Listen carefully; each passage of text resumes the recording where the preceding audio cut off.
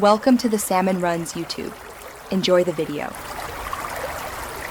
You start by opening the NVIDIA Control Panel directly from your desktop. Right-click and select it. Once the window appears, navigate to Manage 3D Settings immediately because that's where Application Profiles live. Make sure the driver is current and the control panel is present, otherwise the game won't show. You should also note the game's executable path now so you can find the exact profile entry. This prevents mistakes when removing entries later and speeds the process. Once in Manage 3D Settings, switch to the Program Settings tab and scan the list for the game. If the game is not listed, click Add, then browse to the games.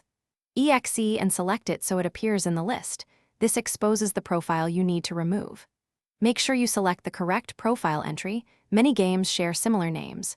You do this to avoid deleting default or unrelated profiles. Accuracy here prevents unintended graphics changes for other apps. Now remove the selected profile by clicking Remove or Delete, then hit Apply to commit the change. This unregisters the game-specific overrides.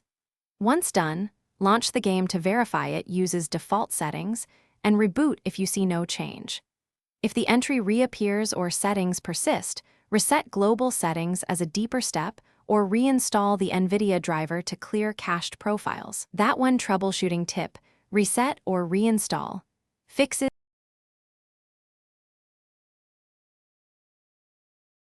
Thanks for watching. Consider subscribing if we helped you.